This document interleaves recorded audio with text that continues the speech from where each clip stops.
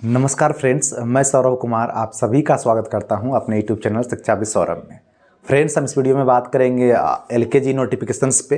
जो university of Hyderabad के जो कैंपस स्कूल हैं, जिसको हम केवीएस भी बोलते हैं, जो कैंपस में ही स्कूल है, उसमें एलकेजी जो नोटिफिकेशन वो आउट हो चुका है। आपको भी पता है, मैं कुछ दिन बाद वीडियो बना रहा हूँ। बहुत लोग कमेंट्स कर रहे थे कि एलकेजी जो नोटिफिकेशन है उस पर एक वीडियो बनाइए, तो इसलिए मैं वीडियो बना रहा हूँ। हालांकि नोटिफिकेशन बहुत पहले आ चुका है, तो हम जो एलकेजी नोटिफिकेशंस आया उस पर हम डिटेल से बात करें। क्या क्राइटेरिया है, क्या एडमिशन्स प्रोसेस है, क्या डॉक्यूमेंट रिक्वायर है, कितना फ़ी लग रहा है, सारी चीज़ें हम बारी बारी से बात करेंगे। तो हम आपसे रिक्वेस्ट करते हैं कि वीडियो को शुरू से लेकर लास्ट तक जरूर देखिएगा। हम पहले बात करते हैं सीट्स कितने हैं जो एलकेजी एडमिशन्स होने हैं कैंपस स्कूल में, यूनिवर्सिटी ऑफ हैदराबाद के कैंपस स्कूल में। उसमें टोटल सीट्स कितने हैं? टोटल 50 सीट्स उसमें है, और 2 सेक्शंस में एडमिशन्स होंगे। ईच सेक्शंस में 25 सीट्स होंगे। टोटल 50 सीट्स हैं और ईच सेक्शंस में 25 स्टूडेंट्स को उसको लेना है। अब हम फ़ी पे बात करते हैं। जो एप्लीकेशन फ़ी है, मतलब आप जब रजिस्ट्रेशन करने जाएंगे यूनिवर्सिटी ऑफ हैदराबाद के कैंपस स्कूल में फॉर एलकेजी, तो उसका कितना फ़ी लगेगा आपको। तो हम फ़ी की बात करें तो अगर आप SC/ST हैं तो आपको 200 रुपीज़ लगेगा। अगर आप OBC हैं, EWS हैं, जनरल कैटेगरी से आते हैं, या अदर कैटेगरी जो भी आपका है, वो आपको 400 रुपीज़ लगेगा। SC/ST का 200 और SC/ST के अदर जो अलावे हैं, जो अदर्स हैं, उनको 400 रुपीज़ आपको लगेगा। हाँ, आपको चालान लेने के लिए जाना भी होता है। ध्यान रखें, जो एलकेजी एडमिशन होंगे उसमें चालान आपको लेना पड़ता है फॉर बर्थडे सर्टिफिकेट के लिए, क्योंकि बर्थडे सर्टिफिकेट यहाँ जो बर्थ सर्टिफिकेट होता है, मतलब बर्थडे सर्टिफिकेट इसलिए मैं बोल रहा हूँ कि आसानी से समझ पाएँ। जो बर्थ सर्टिफिकेट होता है, जिसको हम हिंदी में जन्म प्रमाण पत्र भी बोलते हैं, वो जरूरी होता है एलकेजी एडमिशन के लिए। तो उसके लिए आपको चालान लेना होता है। तो आपको चालान कहाँ लेना पड़ेगा? स्कूल कैंपस से ही जाकर आपको चालान लेना पड़ेगा। ध्यान रखिएगा, जब आप चालान लेने के लिए जाएंगे तो आपको बर्थ सर्टिफिकेट लाना अनिवार्य होता है। अगर आपके पास बर्थ सर्टिफिकेट नहीं है तो आपको चालान नहीं मिलेगा, और आपको चालान नहीं मिलेगा तो आपको एडमिशन नहीं होगी। ध्यान रखिएगा।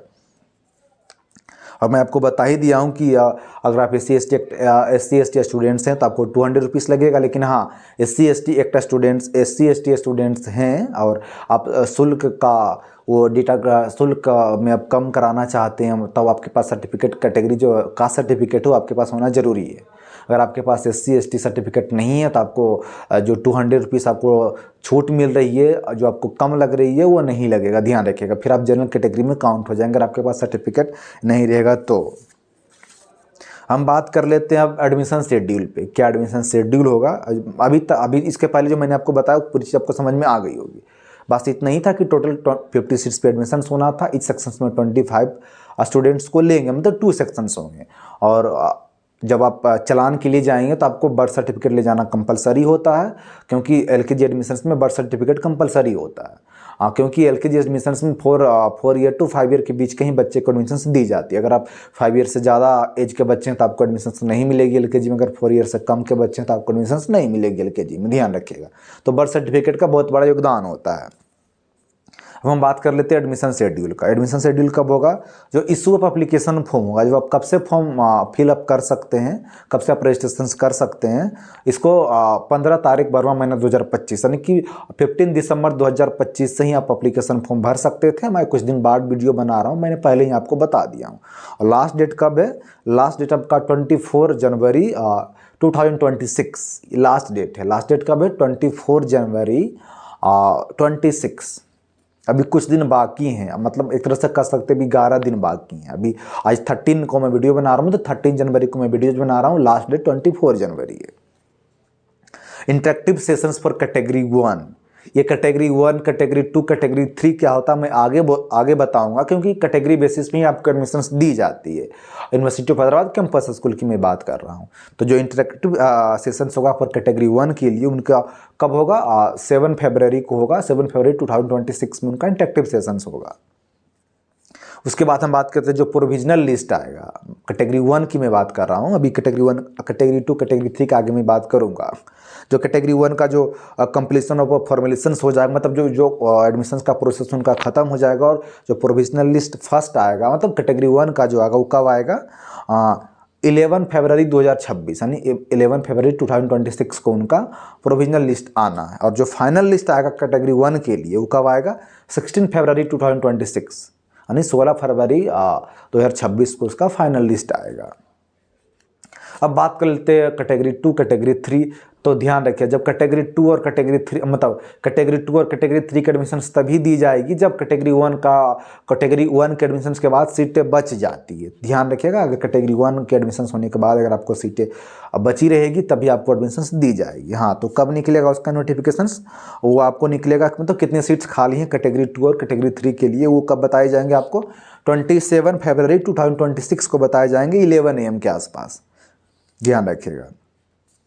फिर इंटरेक्टिव सेशंस कब होंगे कैटेगरी 2 और कैटेगरी 3 के लिए मैं बता रहा हूँ, कब होंगे? 28 फरवरी 2026 का होंगे। हाँ, जो सेलेक्ट होंगे मतलब जो लॉटरी सिस्टम से, क्योंकि फर्स्ट तो हो जाएंगे जो प्रोसेस, उसी प्रोसेस पर आपको एडमिशन मिल जाएगी। लेकिन जो कैटेगरी 2 वाले बच्चे हैं और कैटेगरी 3 वाले बच्चे हैं उनको लॉटरी के एडमिशन, लॉटरी बेसिस पे एडमिशन दी जाती है। लॉटरी बेसिस का मतलब ये नहीं कि एक तरह से आपको जुआ खेलना पड़ेगा, नहीं, उसके लिए कुछ प्रोसेस होती है, मैं आपको आगे बताऊँगा। आपको लॉटरी में अगर आप चयन किए जाते हैं, अगर आप सेलेक्ट किए जाते हैं तो आपको बुलाया जाएगा और आपसे कुछ पूछताछ किया जाएगा, आपका साइको क्या, आपका EI कितना है, ये सब जो बेसिक स्किल होते हैं बच्चे के, LKG के बच्चे में, वो सब आपसे पूछा जाएगा। तो उसके लिए इंटरेक्टिव सेशंस रखे जाएंगे आपको 28 फरवरी 2026 को। ध्यान रखिएगा। और जो प्रोविजनल लिस्ट आएंगे, जो अगर आपको इंटरेक्टिव सेशंस हो गया है, इंटरेक्टिव सेशंस के बाद प्रोविजनल मेरिट लिस्ट बनेंगे कि उनके बच्चों का एडमिशन लिया जाएगा, वो सब इंटरेक्टिव सेशंस में ही वो छाट लेते हैं बच्चों को। तो जो प्रोविजनल मेरिट लिस्ट आएगा वो कब आएगा? कैटेगरी 1, कैटेगरी 2, कैटेगरी 3 दोनों के लिए मैं बता रहा हूँ। 13 मार्च 2026 को आएगा, नहीं 13 मार्च 2026 को आएगा प्रोविजनल मेरिट लिस्ट आएगा कैटेगरी 2 और कैटेगरी 3 के लिए। फाइनल लिस्ट कब आएगा? फाइनल लिस्ट आएगा कैटेगरी 2 और कैटेगरी 3 दोनों के लिए 24 मार्च 2026 को आएगा। क्लोज ऑफ एडमिशंस कब बंद हो जाएंगे आपके? 31 मार्च 2026 को आपको एडमिशंस क्लोज हो जाएंगे। अब हम बात कर लेते हैं डॉक्यूमेंट रिक्वायर्ड, कौन कौन से डॉक्यूमेंट आपको एडमिशंस टाइम दी जाएगी, मतलब कौन कौन से डॉक्यूमेंट्स आपको एडमिशंस टाइम लगेगी और आपको ले जाना पड़ेगा।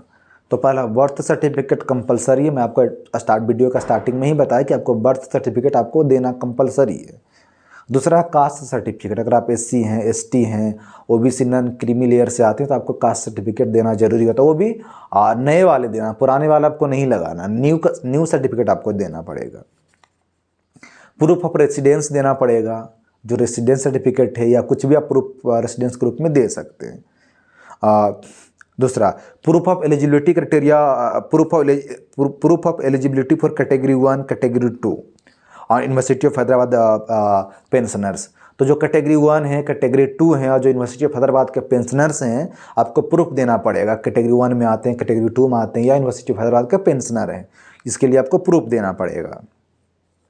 फिर लास्ट जो है आपका आधार कार्ड ऑफ चाइल्ड देना पड़ेगा, उनके माता पिता मतलब फादर्स का आधार कार्ड देना पड़ेगा, मदर्स का आधार कार्ड देना पड़ेगा। ध्यान रखिएगा। जब आप डॉक्यूमेंट्स के लिए आपको कोई भी डेट एक्सटेंड नहीं की जाएगी, ध्यान रखिएगा। Extension of time will not be given for producing any documents under any circumstances. आपको डॉक्यूमेंट्स के लिए कोई भी टाइम एक्सटेंड नहीं की जाएगी, ध्यान रखिएगा। The application of admissions will not be accepted with insufficient documents. अगर आपके पास डॉक्यूमेंट नहीं है तो आपको एडमिशंस एक्सेप्ट नहीं की जाएगी, आपका एडमिशंस एक्सेप्ट नहीं किया जाएगा अगर आपके पास डॉक्यूमेंट नहीं है तो। हम बात कर लेते हैं क्राइटेरिया ऑफ एडमिशंस के क्या क्या क्राइटेरिया हैं। तो पहला एज का मामला बहुत बड़ा है, जिसमें आपको पहले बताया हूँ कि अगर LKG का स्टूडेंट हैं तो उसमें बर्थ सर्टिफिकेट चाहिए, क्योंकि एज का मामला आ जाता है। तो पहला एज है एज पर NEP means new education policy 2022 के according the entry age to seek admission into LKG is 4 years plus, यानी आपके 4 ईयर से ज़्यादा होना चाहिए, एंड लेस देन 5 ईयर्स, यानी 5 साल से कम होने चाहिए। एज ऑन 31 मार्च मतलब 31 मार्च तक आपके हो जाने चाहिए, उससे ज़्यादा नहीं होना चाहिए। Admission is open to only those candidate born on after 31 March 2021 मतलब 31 मार्च 2021 के बाद अगर आपके बच्चे ने जन्म लिया तो आप बिल्कुल एलिजिबल हैं, और 31 मार्च 2022 के पहले अगर आपके बच्चे जन्म लिया तो भी आप एलिजिबल हैं, दोनों के लिए। मतलब 4 साल से ज़्यादा और 5 साल से कम हैं तो आपके बच्चे एडमिशन्स के लिए एलिजिबल हैं। ध्यान रखिएगा। उसके बाद क्या आता है कि प्रायोरिटी आता है, मतलब जैसे मैंने आपको बताया कि 3 प्रायोरिटी में रखा जाता है एडमिशन्स के लिए, एक कैटेगरी 1, कैटेगरी 2, कैटेगरी 3। तो अगर आप चाहें तो पीडीएफ डाउनलोड करके पढ़ सकते हैं। सिंपल आपको पीडीएफ, इसके लिए आपको पीडीएफ कहाँ से डाउनलोड करना पड़ेगा, इसके लिए सिंपल आप यूनिवर्सिटी ऑफ हैदराबाद सीधे गूगल पे जाएं, यूनिवर्सिटी ऑफ हैदराबाद लिखें या HCU वेबसाइट लिख दें, आपको वहाँ पे मिल जाएगा। ऊपर लेटेस्ट न्यूज़ में ही सबसे ऊपर आपको दिख रहा होगा notification for LKG admission academic year for 26-27 के लिए। वहाँ पर जाकर आप कैटेगरी वाइज अपना प्रायोरिटी पढ़ सकते हैं। तो पहला प्रायोरिटी आपको दिया जाएगा कैटेगरी 1 वालों के लिए। तो कैटेगरी 1 वालों के जो अगर कैटेगरी 1 वाले एडमिशन ले लेते हैं और सीट बच जाते हैं तो कैटेगरी 2 वाले को बुलाएंगे। कैटेगरी 2 वाले में सीट बच जाते हैं तो कैटेगरी 3 वाले को बुलाएंगे। उसमें भी बहुत सारे क्राइटेरिया दिया गया है कि आपको किस किस बेसिस पे एडमिशन्स मिलेंगे। जैसे कि कैटेगरी फर्स्ट में क्या, जो यूनिवर्सिटी ऑफ हैदराबाद का परमानेंट एम्प्लॉय हैं, पहले उनके बच्चों को एडमिशन दी जाएगी इस तरह से। और सेकंड में भी कुछ वैसा ही है कि कर्मचारी होना चाहिए यहाँ के, 3 वर्ष कम से कम काम किए होंगे उनके माता पिता यहाँ। और थर्ड में है कि 50% उनके लिए सीट रिजर्व रहेंगी, जो यहाँ के मतलब ट्रांसफ़र होने वाले जो एम्प्लॉय हैं, मान लेते हैं आज यहाँ काम किए कल वहाँ काम कर रहे हैं, इस तरह से, तो उनके लिए 50% रिजर्व रहते हैं। तो आपको वो प्रायोरिटी का जो फुल डिटेल्स पढ़ना था पीडीएफ डाउनलोड करके पढ़ सकते हैं, क्योंकि अगर मैं पढ़ने लगूंगा तो बहुत ज़्यादा वीडियो लंबा हो जाएगा, इसलिए मैं वीडियो कहीं पर स्टॉप करूँगा। और मुझे लगता है मैंने आपको जितनी चीज़ समझानी चाहिए थी मैं आपको समझा दिया हूँ। मैं रिकैप कर देना चाहता हूँ फिर से कि जो नोटिफिकेशंस आउट हो चुका है, लास्ट डेट उसका कब है, लास्ट डेट 24 जनवरी है। आप कभी फॉर्म अप्लाई कर सकते हैं। उसके लिए बर्थ सर्टिफिकेट आपको चाहिए चालान लेने के लिए। अगर आप SC ST हैं तो उसके लिए 200 फाइन लगेगा, मतलब फ़ी देना पड़ेगा आपको। और OBC हैं, EWS हैं और जनरल है तो उनके लिए आपको 400 देना पड़ेगा। जो मैंने डॉक्यूमेंट्स बताया आप डॉक्यूमेंट्स फॉलो कर लीजिएगा। और जो कैटेगरी वाइज हैं वो भी देख लीजिएगा अपना। और जो एडमिशन शेड्यूल बताया मैंने वो भी आप एक बार फिर से वीडियो देख लीजिए अगर आपको समझ में नहीं आई है तो। और मुझे लगता है मैंने आपको सारी चीज़ समझा दिया। इसके बाद भी आपके मन में कोई डाउट्स रह जाते हैं तो प्लीज़ वीडियो के कमेंट्स में ज़रूर बताइएगा। और हाँ, मैं आपसे रिक्वेस्ट करता हूँ कि वीडियो को आप ज़रूर शेयर करें, क्योंकि बहुत सारे बच्चे के पेरेंट्स जो हैं या उनके जो रिलेशन से वो जान नहीं पाते कि नोटिफिकेशंस कब आउट हुआ, कब ख़त्म हो गया, क्या क्राइटेरिया, कैसे एडमिशन्स ले सकते हैं। और हाँ, एक बात मैं बताना भूल गया हूँ, जो आप पैसा पेमेंट करेंगे वो आपको SBI को पेमेंट करना है, ध्यान रखिएगा। SBI का पेमेंट क्यों करना है वो आपको पेमेंट के बाद पता चले, क्योंकि जो शायद लोग यही बोलते हैं कि कैंपस के जो बस फैसिलिटी जो SBI प्रोवाइड कराती है, तो आपको इसलिए शायद SBI को पेमेंट करना है। बाकी आप एडमिशन्स के बाद पूरी चीज़ समझ में आ जाएगी आपको। वीडियो मैं ज़्यादा बताऊँगा तो लंबा होने की ज़्यादा चांसेस रहेगी वीडियो को। तो वीडियो को आप जरूर शेयर कीजिएगा, आपसे हम्बल रिक्वेस्ट है, और लाइक जरूर कीजिएगा। तो फ्रेंड्स, मैं आपसे विदा लेता हूँ, फिर मिलूंगा किसी नए वीडियो में नए टॉपिक के साथ। तब तक के लिए धन्यवाद।